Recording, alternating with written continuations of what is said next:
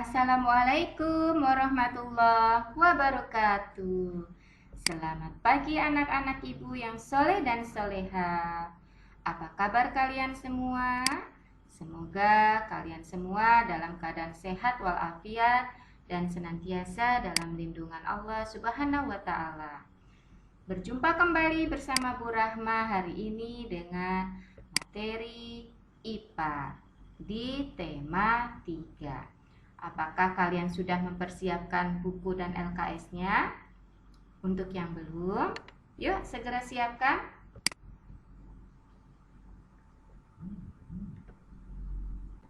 Anak-anak, hari ini kita masuk tema 3, tokoh dan penemuan pada mata pelajaran ilmu pengetahuan alam. Sebelum kita mulai, kita baca doa dulu ya. Kita membaca basmalah. Bismillahirrahmanirrahim. Terima kasih. Materi kita hari ini adalah komponen listrik dan fungsi dalam rangkaian listrik. Diharapkan setelah kalian menyaksikan video pembelajaran hari ini, kalian dapat mengidentifikasi komponen-komponen listrik dan fungsinya dalam rangkaian listrik sederhana. Kalian bisa buka buku paketnya di halaman awal ya.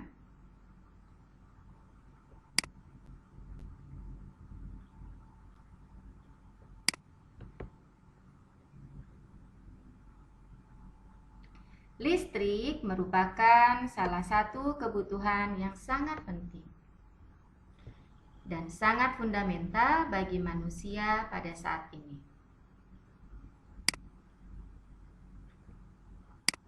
Sebagai sumber energi, listrik menjadi kebutuhan yang sangat vital bagi manusia di dunia. Begitu banyak manfaat listrik bagi kehidupan manusia. Seperti contohnya untuk mencuci,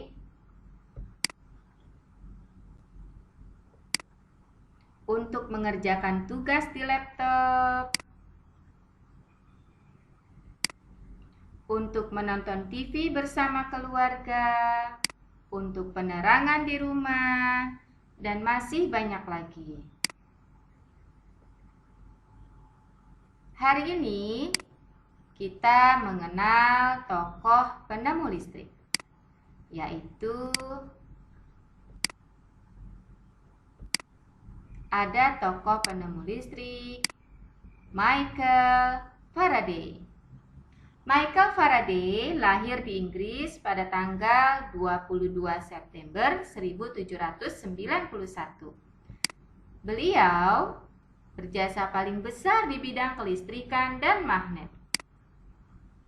Beliau adalah penemu listrik pertama di dunia, dan beliau dikenal sebagai Bapak Listrik.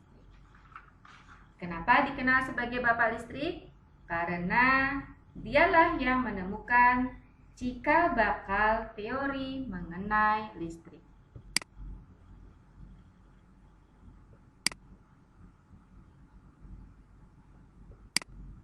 Nah, ini tokoh siapa ya? Apakah kalian mengenal tokoh ini?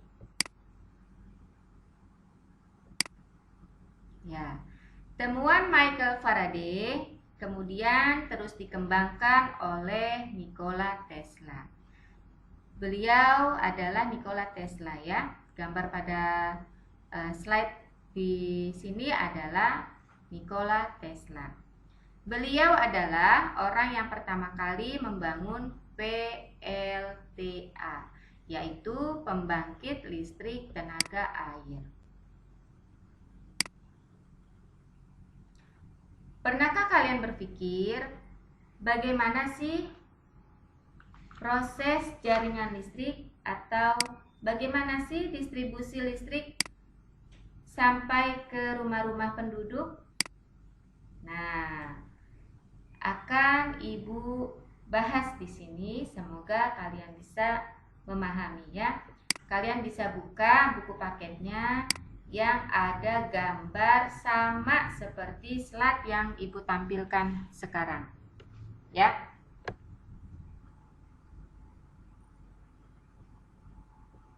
Di gambar ini adalah urutan-urutan dari proses distribusi jaringan listrik hingga sampai ke rumah penduduk. Diawali dari pembangkit listrik, kemudian switch yard, dilanjutkan ada saluran transmisi, kemudian ada gardu induk, lalu ada gardu distribusi, dan terakhir ke perumahan. Nah, berikut adalah penjelasannya. Perhatikan baik-baik ya. Listrik itu dihasilkan oleh sebuah pembangkit listrik dari suatu proses mengubah energi potensial menjadi energi kinetik, menjadi energi listrik. Energi potensial sumbernya dari air, batu bara, gas, dan lain sebagainya. Air yang bagaimana yang bisa menghasilkan energi potensial? Yaitu air yang menghasilkan gelombang tertentu, seperti pada air terjun, ya, air sungai bisa. Kemudian ada batu bara, gas, juga ada angin, bisa digunakan sebagai energi potensial. Terdapat beberapa jenis pembangkit listrik berdasarkan bahan bakar atau sumber energinya, yaitu PLTA, pembangkit listrik tenaga air, PLTU, pembangkit listrik tenaga uap, PLTG, pembangkit listrik tenaga gas, PLTD, pembangkit listrik tenaga diesel, PLTN, pembangkit listrik tenaga nuklir, dan masih banyak jenis pembangkit lainnya.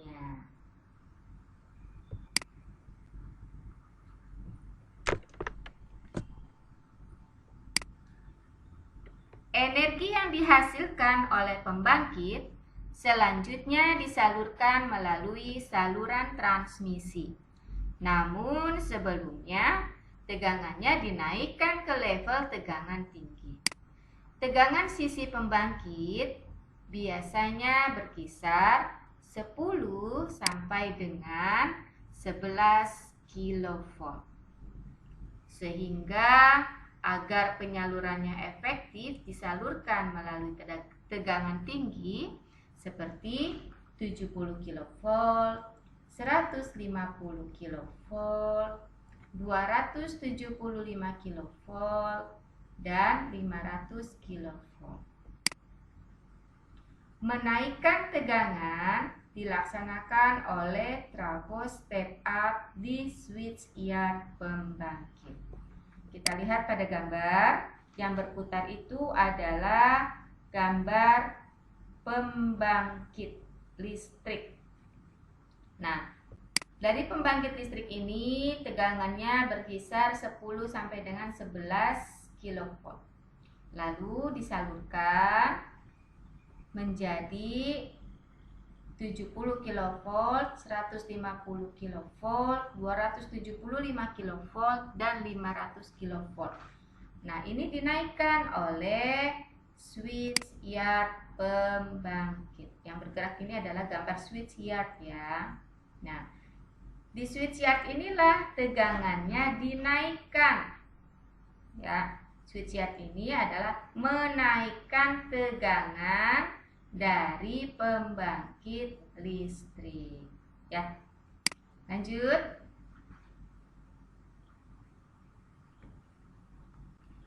Daya listrik yang tadi disalurkan melalui transmisi ke gardu induk. Saluran transmisi bentuknya seperti tower-tower telepon seluler. Di gardu induk inilah tegangan diturunkan lagi menjadi 20 kV. Saluran tegangan menengah 20 kV yang merupakan pemasok listrik untuk suatu daerah. Jadi dari tiap-tiap daerah nih memiliki gardu-gardu induk. Nah, inilah gambar dari gardu induk. Ya, gardu induk ini memiliki saluran tegangan menengah. Besarnya adalah 20 kV.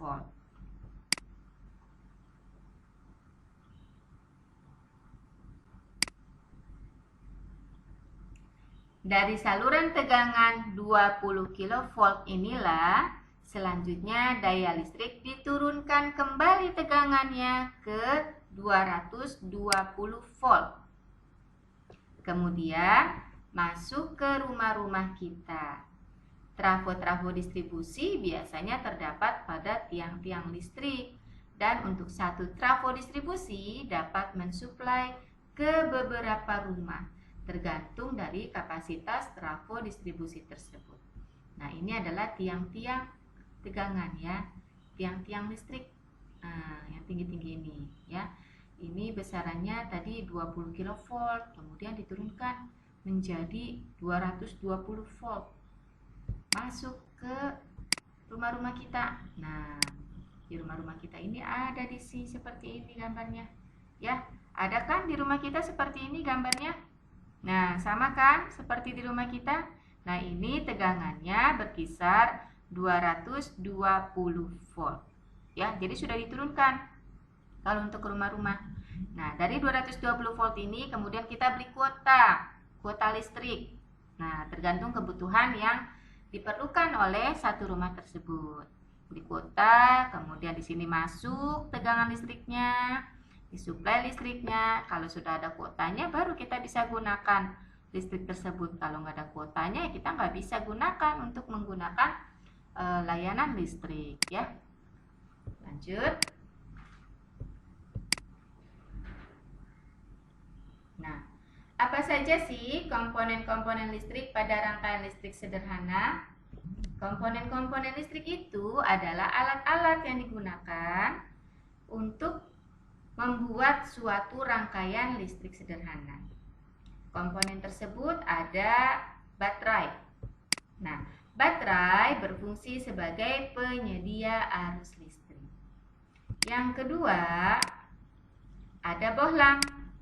Bohlam atau bola lampu berfungsi mengkonversi arus listrik menjadi cahaya. Ketiga, ada saklar. Saklar berfungsi untuk memutus atau menyambung aliran arus listrik.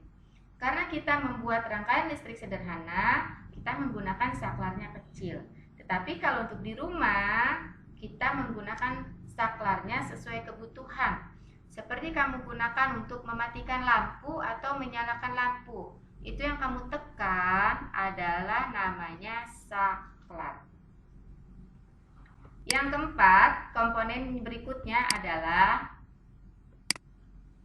kabel. Kabel berfungsi untuk menghantarkan arus listrik. Ada berbagai macam jenis kabel. Di sini Ibu memberikan satu contoh gambar kabel ya. Nih, di dalamnya ini ada tembaganya, tembaga kemudian dilapisi oleh plastik-plastik lagi. Oke, lanjut. Nah, ketika kita membuat rangkaian listrik, ini ada rangkaian listrik tertutup, ada rangkaian listrik terbuka. Apa sih rangkaian listrik? Nah, tadi rangkaian listrik adalah gabungan komponen listrik yang dihubungkan pada sumber tegangan sehingga memiliki fungsi tertentu. Rangkaian listrik ada dua, yaitu rangkaian listrik tertutup dan rangkaian listrik terbuka. Perhatikan pada gambar. Gambar yang B. Gambar rangkaian listrik tertutup. Rangkaian listrik yang menyebabkan arus listrik mengalir disebut rangkaian tertutup. Perhatikan, di sini ada gambar baterai. Baterai dihubungkan oleh aliran listrik. Kabel nih ya, arus listrik. Nah, ini kabel. Tuh. Karena kabelnya ini posisinya tertutup, tidak ada jaringan yang terbuka, Dengan kata lain, saklarnya pada tombol on, maka menyebabkan arus listriknya mengalir dari kanan, dari positif ke negatif, sehingga menyebabkan bola lampu menjadi menyala. Ya. Sedangkan gambar yang A adalah gambar rangkaian terbuka. Perhatikan, ini ada gambar baterai, kemudian dihubungkan oleh kabel, dihubungkan dengan lampu, kemudian dihubungkan dengan saklar. Saklarnya pada posisi off, sehingga ini tidak ada yang tertutup jaringannya terbuka. Nah, jaringan terbuka ini menyebabkan arus listriknya tidak mengalir, sehingga menyebabkan lampu menjadi padam atau tidak menyala karena tidak ada arus listrik yang mengalir. Ya, inilah yang disebut dengan rangkaian terbuka. Paham ya? Lanjut.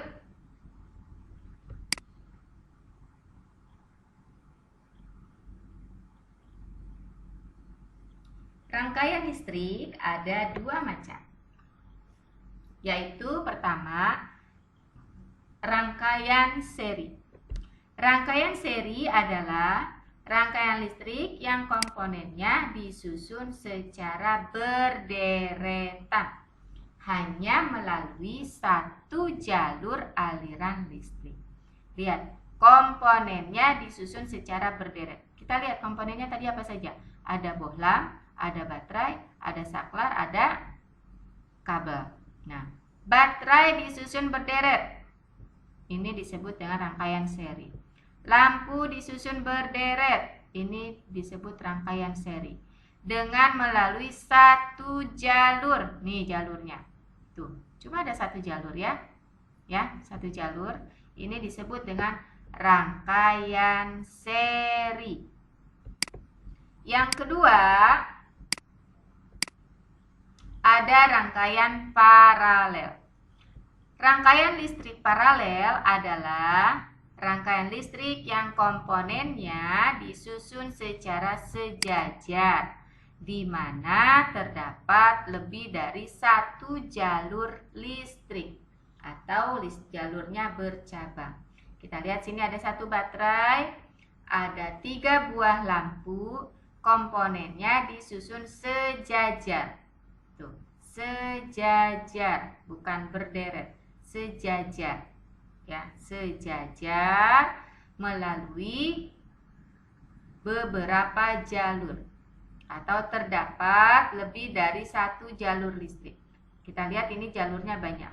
Ada jalur untuk ke lampu pertama, sambung lagi ada jalur untuk lampu kedua, dibuat lagi ada jalur untuk lampu ketiga. Nah, berarti ada lebih dari satu jalur listrik. Nah, inilah yang disebut dengan rangkaian paralel. Jelas ya?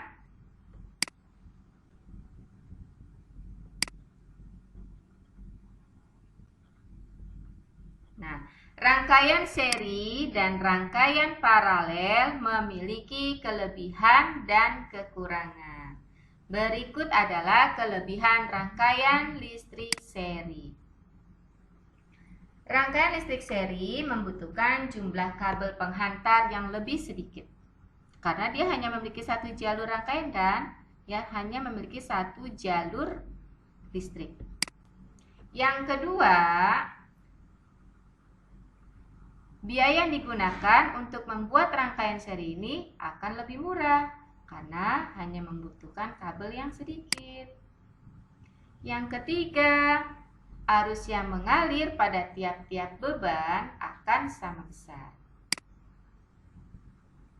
Keempat, tegangan total yang dihasilkan oleh masing-masing sumber tenaga listrik merupakan hasil dari penjumlahan dari masing-masing tegangan sumber tenaga listrik. Jadi misalkan Dua buah baterai ini memiliki tegangan 12 volt dan arus ampernya adalah 30 ampere. Disusun secara berseri, maka total tegangannya adalah 24 volt. Ya. Kalau ini menggunakan tegangan 12 volt, satu baterai 12 volt, ini 12 volt, maka tegangan yang diterima, arus listrik yang diterima adalah hasil penjumlahan dari dua tegangan ini, ya. Tetapi total yang dikeluarkan, arus yang dikeluarkannya adalah tetap sama 30 ampere, ya. Lanjut. Selain ada kelebihan, juga ada kekurangannya. Kekurangan dari rangkaian seri.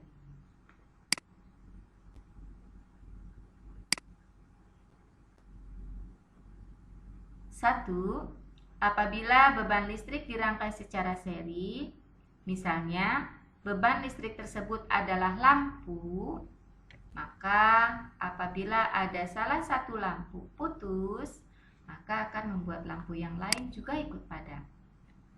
Yang kedua, lampu-lampu yang dirangkai secara seri, lampu tersebut tidak akan menyala sama terang, ya. Nah, ini contoh dari rangkaian seri. Ketika satu lampu ini padam, maka lampu yang lainnya pun akan padam. Ketika disusun secara seri, nyala lampunya pun tidak akan menyala sama terang. Jadi bisa jadi yang ini terang, yang ini agak redup, gitu. Bisa jadi dua-duanya redup, gitu. Jadi nyalanya tidak terang, ya. Itu kekurangan dari rangkaian seri. Bagaimana dengan paralel? Paralel juga memiliki kelebihan dan kekurangan. Kelebihan paralel adalah apabila sumber tenaga listrik atau contohnya baterai yang disusun secara paralel, maka kapasitas arus pada rangkaian baterai tersebut akan meningkat. Misalnya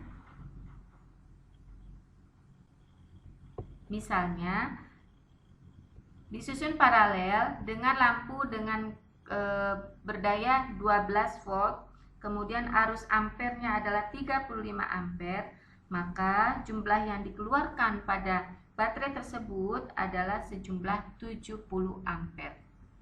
Itu ya, 70 ampere. Yang kedua, apabila salah satu putus, lampu yang lain akan tetap menyala. Yang ketiga, tegangan listrik yang menuju ke masing-masing beban adalah sama. Dan keempat, lampu-lampu tersebut akan menyala sama terang. Nah, kenapa menyalanya sama terang? Kenapa tegangan listrik yang menuju ke masing-masing beban adalah sama? Kenapa lampu yang satu putus, kemudian lampu yang lain tetap menyala? Karena disusun secara paralel. Sehingga meskipun baterai yang disusun adalah secara paralel itu sama daya baterainya, kemudian yang dikeluarkan adalah 35 ampere, maka susunannya itu berdasarkan jumlah dari tegangan yang keluar dari tegangan baterai tersebut. Jadi tidak hasil penjumlahan dari baterai, tapi penjumlahan dari hasil arus listrik yang keluar, gitu. 35 ampere tadi, ya. Sedangkan kekurangan dari rangkaian paralel adalah: 1. Arus listrik yang mengalir ke masing-masing beban listrik menjadi tidak sama besar. Kedua, membutuhkan jumlah kabel penghantar yang lebih banyak karena menggunakan untuk beberapa jalur. Jadi kabel yang digunakan pasti juga banyak.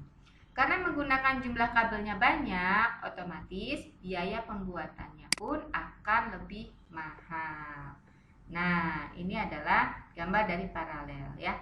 Kekurangannya adalah: pertama, arus listrik yang mengalir ini masing-masing bebannya menjadi tidak sama besar. Yang kedua, jumlah kabel penghantarnya jadi banyak tuh karena banyak jalur. Yang ketiga, biaya pembuatannya akan lebih mahal karena jalurnya banyak, maka menggunakan kabelnya pun banyak. Untuk menggunakan kabel banyak berarti kita butuh biaya yang banyak juga. Oke, jelas ya. Nah, kalau kelebihannya, misalnya kita menggunakan baterai di sini 12 volt, menggunakan dua baterai, maka 12 tambah 12 jadi 12 volt. Otomatis yang dikeluarkan dari baterai ini menjadi 35 ampere, ya. 35 ampere. Nah, dari 35 ampere ini yang dikeluarkan karena dibuat secara paralel. Nah, hasil dari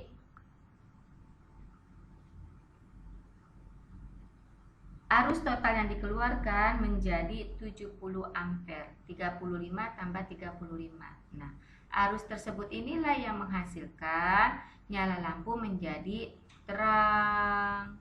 Nah, ya. Nyala lampu menjadi terang, berbeda dengan seri. Kalau paralel, jika satu lampu ini padam, maka lampu yang lain tetap menyala. Karena apa tadi? Karena pertama, arus listrik yang didapat pada rangkaian tersebut menjadi 70 ampere. Kemudian terdapat beberapa jalur. Nah, kalau ini mati, maka jalur yang lain pun tidak ada hambatan, tetap mendapatkan pasokan listrik yang sama. Tuh, ya. Jadi ini tetap menyala, ya. Oke, itu adalah kekurangan dan kelebihan dari rangkaian listrik seri dan paralel. Oke, baiklah anak-anakku. Demikian materi yang Ibu berikan melalui video pembelajaran hari ini tentang tokoh dan penemuan. Materinya tentang komponen listrik dan fungsi-fungsi pada rangkaian listrik sederhana.